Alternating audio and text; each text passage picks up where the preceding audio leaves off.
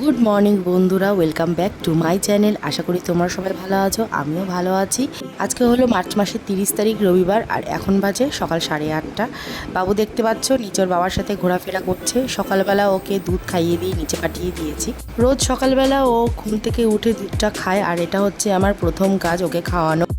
দুধ খেয়েও নিচে চলে যায়, 1 ঘন্টা আধ ঘন্টা থেকে আবার উপরে আসে। আর আমার জানলার গাছগুলোর সেটিংটা একটুখানি চেঞ্জ করে নিয়েছি, তোমরা তো দেখতেই পেলে।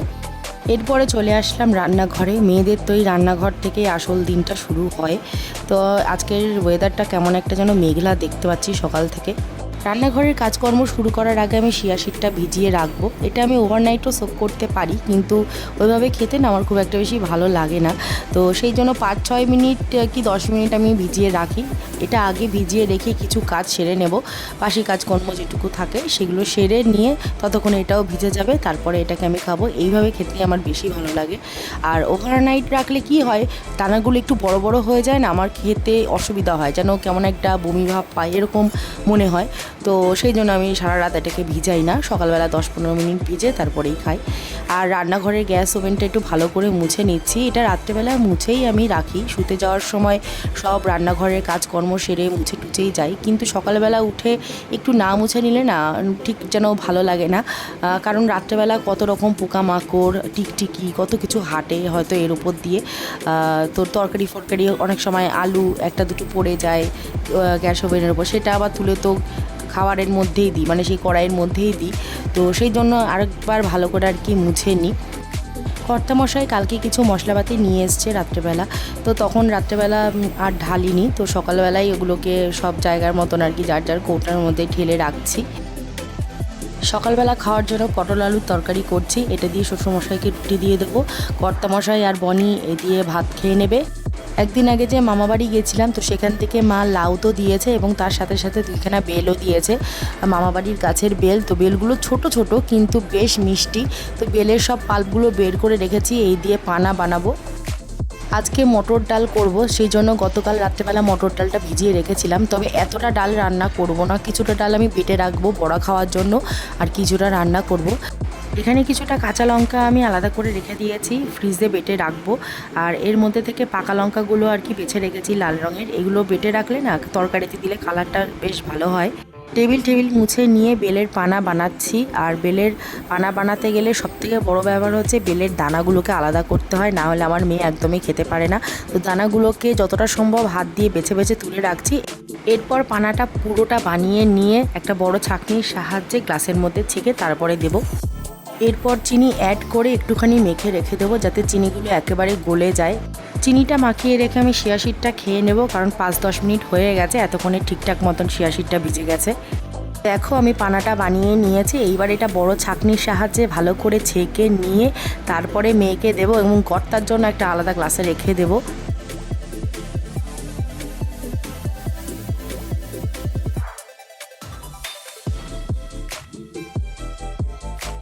এটা কর্তামশাইয়ের বিছানার চাদর রেখে দিয়েছে ধোয়ার জন্য, তো এটাকে নিয়ে গিয়ে এখন আপাতত বালতিতে রাখবো। এদিকে আমার সকালের রান্না হয়ে গেছে, বনিকে দিয়ে মা বাবুর খাবারটা পাঠিয়ে দেবো। আমার শ্বশুরমশাই সকালবেলা 2টো রুটি খায়, তো ওনার আর আমার শাশুড়িমার খাবারটা আমি বনিকে দিয়ে পাঠিয়ে দেবো। শাশুড়িমা সকালবেলা খায় ভাত আর সিদ্ধ, ওনার কয়দিন ধরে একটু হজমের সমস্যা হচ্ছে, তাই জন্য উনি সকালবেলা সিদ্ধ খাবে বলেছে ভাতের সাথে। আমার নিজের জন্য আমি সকালবেলা একটা করে রুটি করি, এটা সব সময় সম্ভব হয় না, একার জন্য করতে ইচ্ছা করে না কখনোই। কিন্তু শ্বশুরমশাইয়ের জন্য যখন রুটি করি তখন নিজের জন্য একটা করে রুটি আমি করি। এখানে আমি শাশুড়ি মার খাবারটাও বেড়ে দিচ্ছি, যাতে বনি একসাথে দুটোই নিয়ে যেতে পারে। এখান থেকে কিছুটা সবজি শাশুড়ি মাকে দিয়ে আবার কিছুটা রেখে দেবো আমার ছেলের জন্য। ওকে সকালবেলা আমি সবজি সিদ্ধ দিয়েই ভাত খাওয়াই। অন্যান্য সময় যখন অল্প সবজি থাকে তখন ভাতের মধ্যেই দিয়ে দিই, কিন্তু বেশি সবজি হলে তখন আর সেটা ভাতে দেওয়া যায় না, প্রেশার কুকারে দিলেই ভালো হয়। সকালে সবার খাবার রেডি করে দিয়ে আমার চা খাওয়ার টাইমটা অবশেষে আমি পেয়েছি। এবার একটুখানি চা খেয়ে আবার রান্নাঘরে যেতে হবে। তো একটুখানি টাইম 10-15 মিনিট আমি চা খাওয়ার জন্য রাখি, কারণ এই টাইমটুকু যদি আমি একটু আরাম করে চা না খাই সারাদিনের এনার্জি আমি পাবো না। এই যে এই যে শোনো, তোমার তোমার চোখ দেখাও তো, কোনটা চোখ? ওরে বাবা, দাঁত, ই হাত, পা, ওরে বাবা, মাথা, আর চুল কোথায়? চুল নেই? আর কান কোথায়? কান কা। দিদিকে ডাকো তো, একটু দিদিকে ডাকো।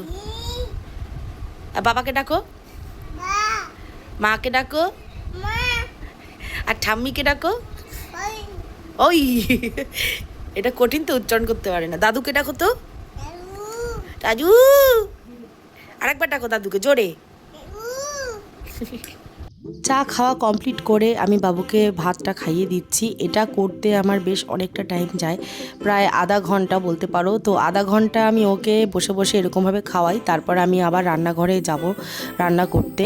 তো বনিও ভাত খেয়ে নিয়েছে, এরপরে ঘরটা আমি একটুখানি গুছিয়ে নিয়ে চলে গেছি রান্নাঘরে।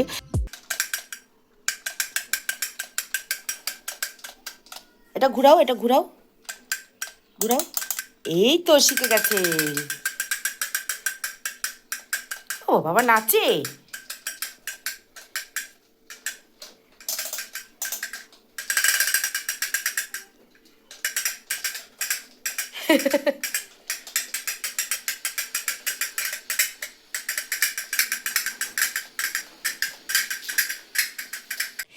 এখানে উচ্ছে আলুর তরকারি ফুটছে, একটু মাখা মাখা হলে নামিয়ে দেবো।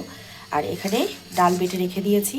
মিক্সিটা তো রোজ বের করি না, যখনই বের করি একটু বেশি করে আর কি সব কিছু যা যা বাটার করে রেখে দিই, বেটে রেখে দিই। আর এখানে কচু বেটে রেখেছি, এটা কালকে পাতুরি করব। ডালও কালকেই সকালবেলা বড়া করব ভাবছি। মিক্সিটা যেহেতু বের করলাম ওই জন্য করে রেখেছি। এটা মাছের মশলা, আর এটা হচ্ছে আমার ছেলের মাছের ঝোলের আলু। আজকে ভাবছি ফ্রিজটা পরিষ্কার করব। ফ্রিজের যে খুব বাজে অবস্থা তা না, তবে মাসে মাসে একবার হলে পরিষ্কার করি। তো আজকে পরিষ্কার করার কথা ভাবছি। আর এই ডোরটার আমার অবস্থা দেখো, এক বছর দুর্গাপুজোর সময় দশমীর দিনকে জানি না কে ভেতর থেকে বরফ নিয়েছে, অনেক লোক আসে, কাকে কি বলবো বলো। তো সেখান থেকে বরফ নিয়েছে, ঠিকঠাক মতন করে আটকায়নি, পুরো এখান থেকে ভেঙে দিয়েছিল। তো তারপরের থেকে মানে ইউজ করতে করতে এই কদিন আগে পুরোটাই ভেঙে গেছে। তো সেই জন্য আর একদম আর আটকাচ্ছেই না, এইভাবেই রয়েছে। তো আর কি করা যাবে এখন, এটা ডোর তো আর ঠিক হবে না, এই কোম্পানি ছেলেকে ডাকতে হবে। আর ডেকে পুরো ডোরটাকে আমার চেঞ্জ করতে হবে, মানে ডিপের যে পুরো বক্সটা সেটাকেই চেঞ্জ করতে হবে। এই যে বাহুবলী আমাদের, দেখ এটা নাকি বল, এটা কি বল তুই এইভাবে ছুঁড়ে মারছিস? হ্যাঁ, এই লাউটা মামা বাড়ি থেকে সেদিন নিয়ে এসেছি, বল মনে করে এতক্ষণ নিয়ে নিয়ে ঘুরছিল। আর ওই যে ওর সুস্থ নেই এক মিনিট। এই যে চেয়ারটাকে তুলে দিয়েছি ওপরে, না হলে চেয়ারে উঠে এই খাবার টেবিলে উঠে বসে থাকে। এখন উঠিয়ে দিয়েছি বলে এখন টুল নিয়ে উঠেছে। কি খাচ্ছ? হ্যাঁ, আমার ফ্রিজ পরিষ্কার হয়ে গেছে। খুব যে নোংরা হয়েছিল তা তো না, তো কোনো রকমে আর কি পরিষ্কার করেছি। আমার রান্না প্রায় শেষ, ডালটা এখনই নামাবো। আর মাছের ঝালও হয়ে গেছে, শ্বশুরমশাইয়ের জন্য আলাদা বাটিতে মাছ তুলে রেখে দিয়েছি। এবার ঘরে গিয়ে একটু দেখে আসি বাবু কি করছে। ওকে রাইমস চালিয়ে দিয়ে এসেছি। রাইমস চালানো থাকলে খুব একটা বেশি বিরক্ত করে না, বসে বসে বা শুয়ে শুয়ে কখনো আর কি রাইমস দেখে, যে খুব বিরক্ত করে সেটা আর কি একটু কম থাকে। রাইমসটা দেখতেও খুবই পছন্দ করে।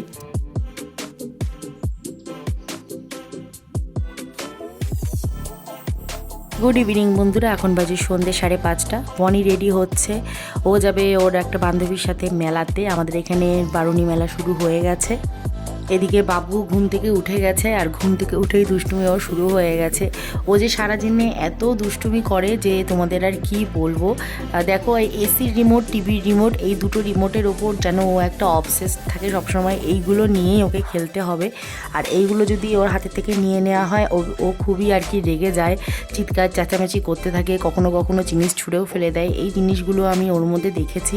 তো সেই জন্য সবসময় নিলে যে আমি কেড়ে নিয়ে এই জিনিসটা করি না, একটু বুঝিয়ে নেওয়ার চেষ্টা করি, অথবা যখন খেলতে খেলতে নিজেই বড় হয়ে যায় তখন এটা লুকিয়ে রেখে দিই। বিকালবেলা ওকে নিয়ে একটু নিচে নামি, একটু উঠানে খেলা করে। আর এই গাড়িটা ওর বড় জেঠু মেলা থেকে এনে দিয়েছে কালকে, তো এটা নিয়েই টানছে, একটু মজা করছে, খেলা করছে। একটু লেট করে যখন ঘুমের থেকে ওঠে তখন তো আর নিচে নামতে পারে না, সন্ধ্যা হয়ে যায়, উঠানে ঘুরতে পারে না। কিন্তু যখন একটু আর কি তাড়াতাড়ি ঘুমের থেকে ওঠে বিকেলবেলা, তখন একটু নিচে নিয়ে আসি, দাদুর সাথে খেলা করে, বল নিয়ে খেলা করে, একটু ঘোরাঘুরি করে, এতে ওরও ভালো লাগে। এই গাড়িটা সবেও কালকে পেয়েছে, একদম নতুন নতুনই হাতে পাওয়াতে ও ঠিক বুঝে উঠতে পারছে না এটা কীভাবে টানবে, মানে এখনও ইউজ টু হয়নি। তো আস্তে আস্তে ও নিজেই চালানো শিখে যাবে।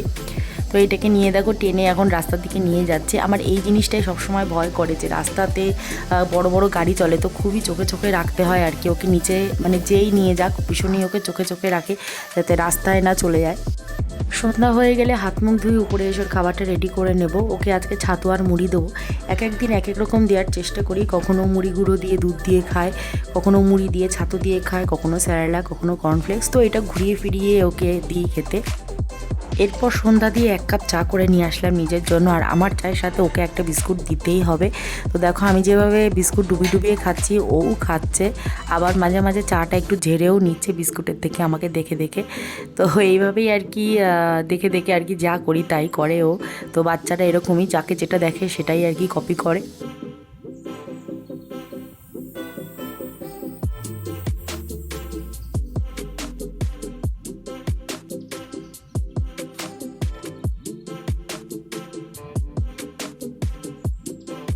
এখন বাজে রাত 9টা আর আমি রাতে রান্না করতে চলে এসেছি। রাতে করব ছোলার ডাল আর রুটি। এই হলো সারা সন্ধেবেলার বাবুর কাজকর্ম। ঠিক এইভাবেই রোজ সন্ধেবেলা আমাকে ঘর গুছাতে হয়। তো এরকমই ঘরের অবস্থাও করে রাখে, ঘরটা কিছুতেই আমি গুছিয়ে রাখতে পারি না। প্রেশার কুকারে ছোলার ডালটা বসিয়ে রেখে ঘরটা একটুখানি গুছিয়ে ঝাড় দিয়ে নেব, কারণ এরপরে যদি আমি রান্নাঘরে চলে যাই আর ঘরে আসতে পারবো না। একের পর এক কাজ চলে আসবে আর তারপরে ঘরে আসতে কাজগুলো সারতে লেট হয়ে যাবে। তো সেই জন্য এখনই আমি করে একেবারে রান্নাঘরে যাব। তো আমার ছোলার ডাল তো হয়ে গেছে আর বাবু এখন রান্নাঘরে কাজকর্ম শুরু করেছে।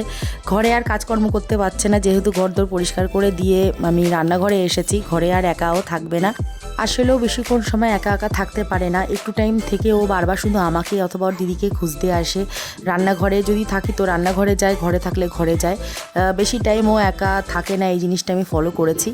আর এই যে দেখো ওর দিদি ওর জন্য মেলা থেকে একটা খেলনা নিয়ে এসছে, তো এইটা নিয়ে ও একটু খেলা করছে। পিক পিক দেখো তো একটা মেসেজ ঢুকেছে আমার।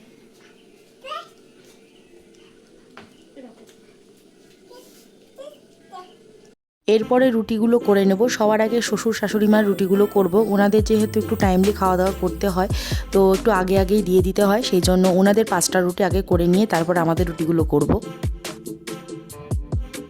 এখন বাজে রাত 11টা, বাবুর সবে ঘুমালো। বাবুর 11টার সময় রোজ ঘুমায়, আর আমার কাজ করে সেরে আস্তে আস্তে রান্নাঘর থেকে 11টাই বাজে।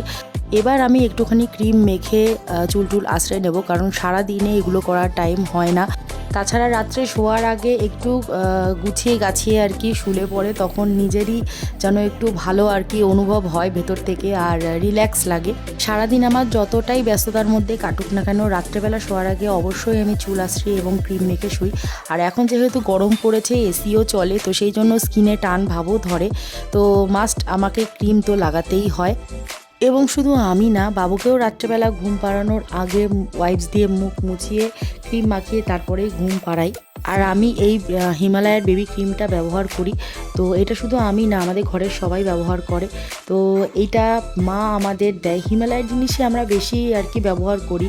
মা যেখানে জব করে সেই নার্সিংহোমের নিচে হিমালয়ের একটা দোকান রয়েছে, তো সেইখান থেকেই মা আমাদের আর কি সবাইকেই এই হিমালয়ের প্রোডাক্টগুলো দেয়।